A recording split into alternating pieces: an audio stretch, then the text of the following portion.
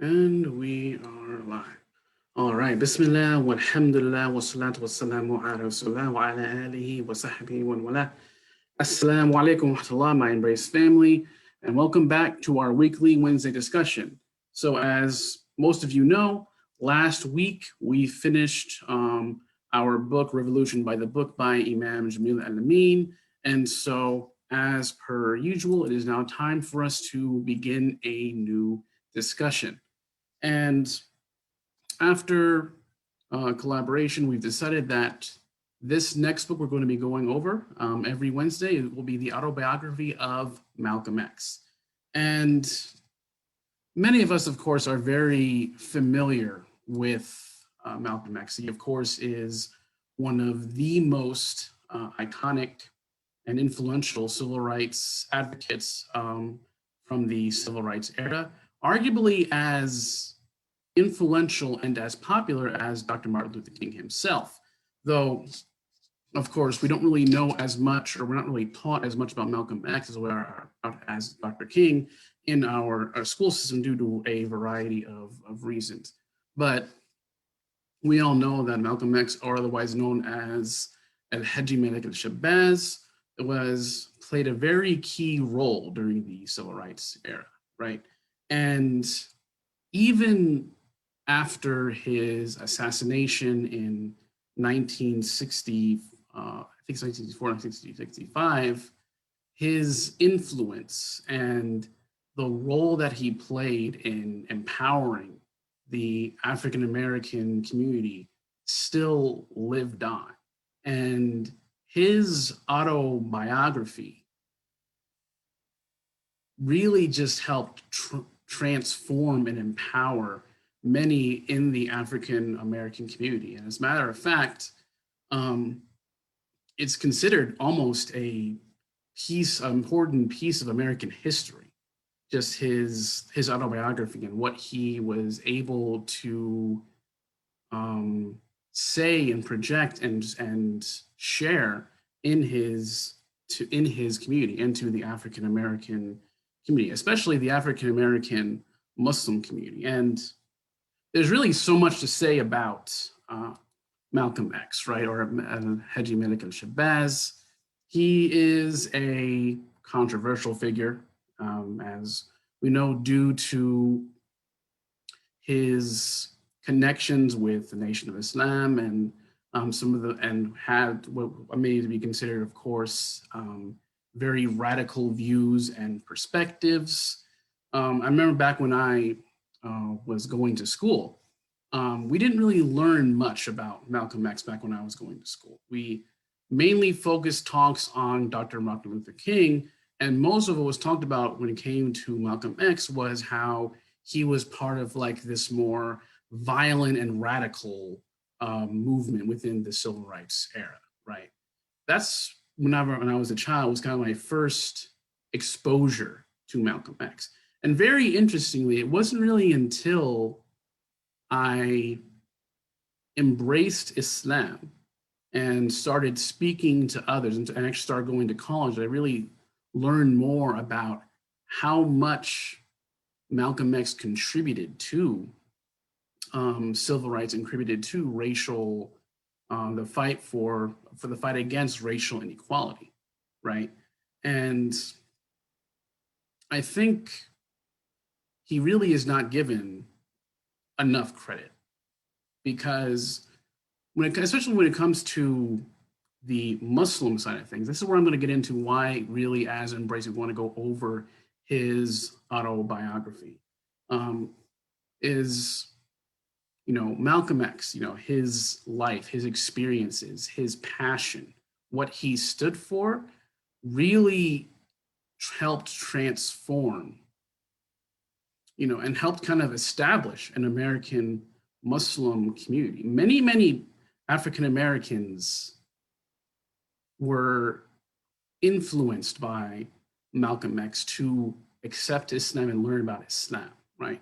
And he played a key role in establishing an indigenous Muslim American community because, as most of us know, there is indeed an indigenous American Muslim community. We talked about it in many of our gatherings that African American Muslims have been here for much longer than many of our, immigrant brothers and sisters. They've been here for a very long time, and the African American Muslim community really played a intricate role in establishing a Muslim community here in America, right?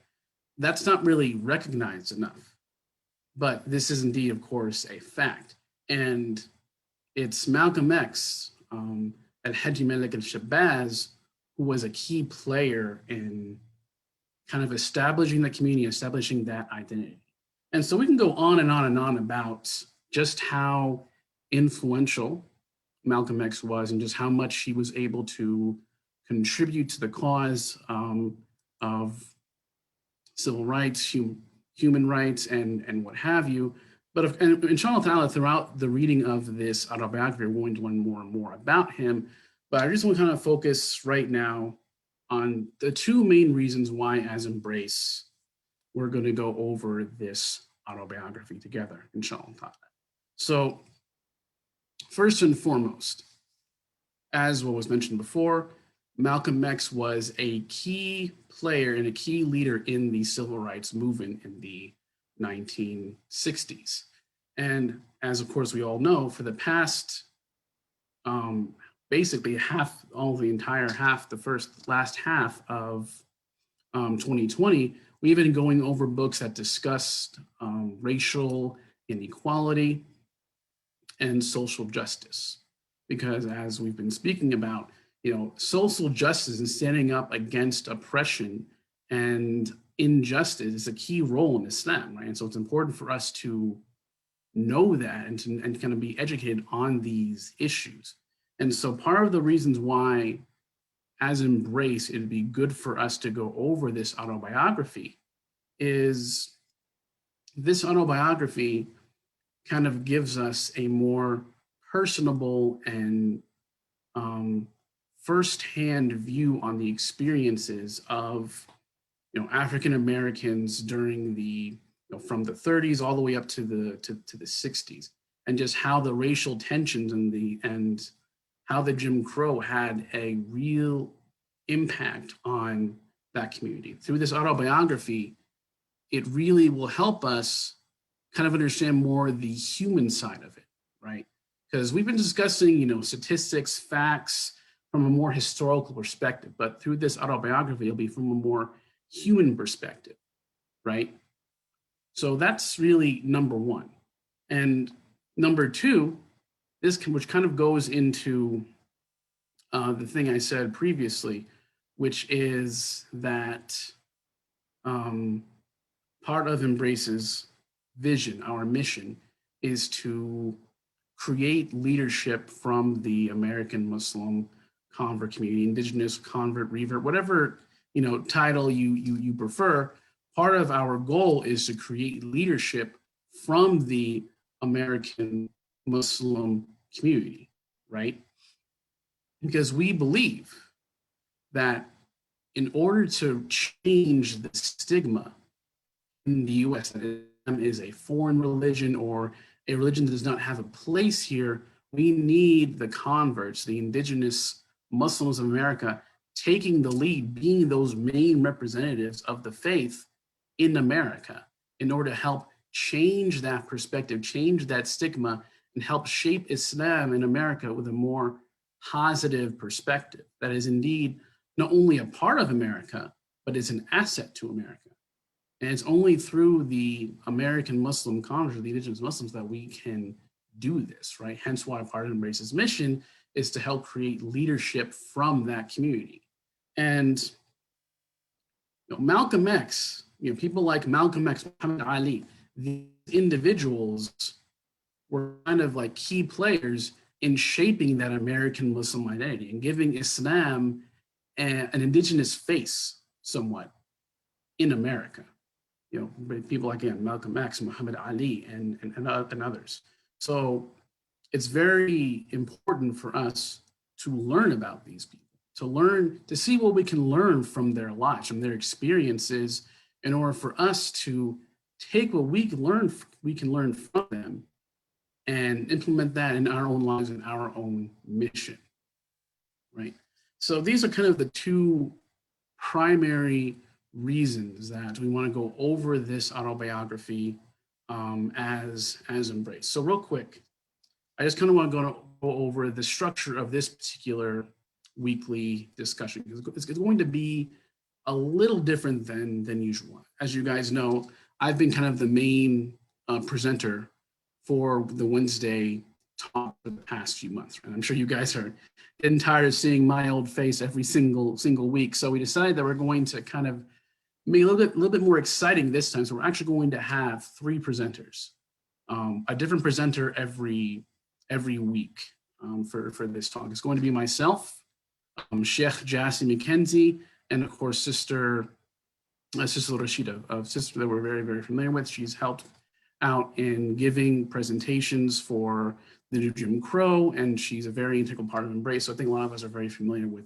Sister Rashida. And I'm going to actually ask her in just a couple of minutes to kind of give a small talk about like what she wants to get out of this, kind of her perspective on the importance of the book that we're going to be presenting.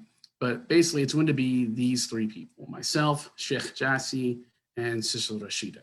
So every week it'll be one of us 3 going over a chapter.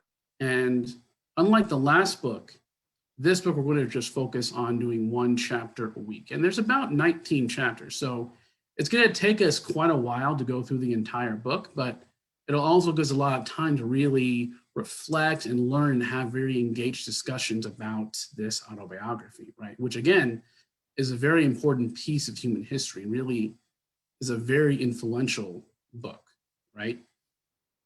So that's kind of like the general structure. As per usual, it'll be 20-25 minutes presentation through live stream, and then we'll have a closed discussion in our Zoom meetings as per usual.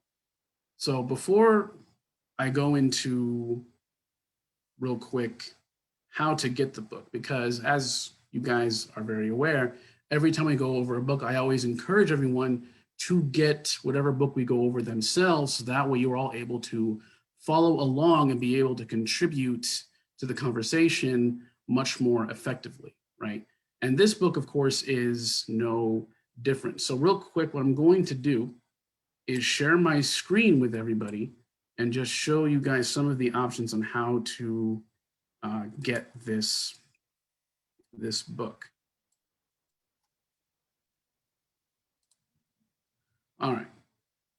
So obviously the easiest way to get the Autobiography of Malcolm X is through Amazon. And there actually are a few options. So for example, you can get the Kindle version for only about $8. That's the one that I currently have. It's immediate, it's relatively inexpensive, pretty easy to get.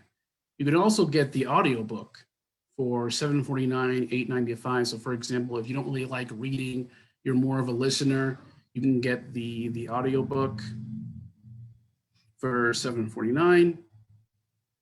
There's also the hardcover for $15.40 and the paperback for $11.99. So you see here that Amazon gives us quite a few options to get this book.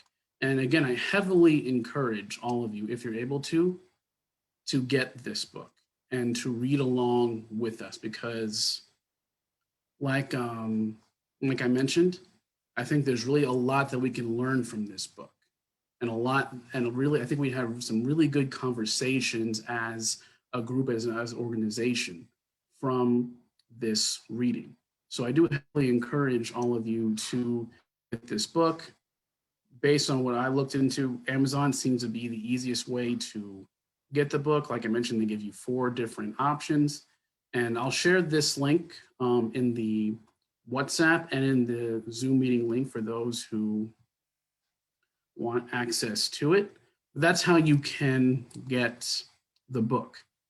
And again, I know I just can't emphasize this enough, guys. I really do encourage all of you to get this book, because I've only started reading it recently, but it's a really good read. And like I mentioned, this is a very important piece of American history right here that we're getting into. So I heavily encourage all of you to get it and read along with us. Now, again, if you're not able to get the book due to your own personal reasons, you don't have to.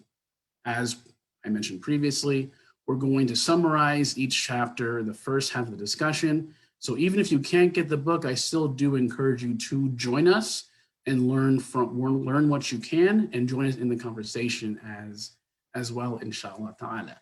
So up next, I want to go ahead and ask Sister Rashida if she could go ahead and kind of just share her thoughts, her perspectives as why it's so important for us to go over this book and what she really expects us to kind of get out of this this reading for the next few months, inshallah. So Rashida, please go ahead and share with us your thoughts.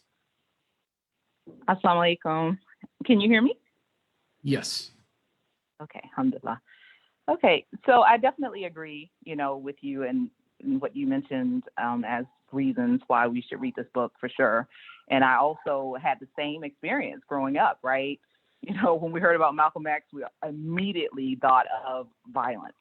And that was so contrary to where Malcolm X, El-Hajj Malik al-Shabazz, ended up in his life. And I remember reading the autobiography of Malcolm X when I was around 20 years old, I think. And I won't say how long ago that was. But, and also, while I did have a brother and a father who were Muslim, and I always say my brother first because he converted first, it was really the autobiography of Malcolm X that sparked my interest in learning more about Islam initially. And I think it was the enlightenment that he experienced as a Muslim, especially when converting to Orthodox, and I do that in air quotes, Orthodox Islam. Humanity as one brotherhood and sisterhood, with Islam as the cure for racism, especially as he experienced it in the U.S. So while times have changed, much remains the same. And I think this book is extremely relevant at this time. And that's all I have to say for now. No, absolutely. Jazakallah khair, Sister Rashida. And you're absolutely right. Because I actually forgot to mention this, and we're going to learn this, I think, in the autobiography, but Al-Hajj Malik al-Shabazz, Malcolm X, he actually was calling for Islam being the solution to the race problems in America, right? He was highlighting and advocating Islam in that positive light. And that caused many, many people, especially in the African-American community, like Sister Rashida herself, to look into the religion, right? To look into Islam. And there's so many things we can get from this autobiography. So I'm very, very excited to go over this book with all of you. As I mentioned, Sheikh Jassi will be joining us as well. I think starting next week, it's going to be the three of us. Next week, I think Sheikh Jassi is up first. We're going to go ahead and have that finalized by tonight. But I do encourage, again, all of you to please join us every Wednesday. Get the book if you can. And we're going to have a really good discussion, inshallah ta'ala. So with this, I'm going to go ahead and end the live stream portion. And then from there, we're going to go ahead and open the floor for discussion in the Zoom meeting, inshallah ta'ala. Allahumma subhanahu wa bihamdik, ashhadu an la ilaha illa ant, astaghfiruka wa atubu ilayk. Jazakallahu khairan wa assalamu alaikum wa rahmatullahi wa barakatuh.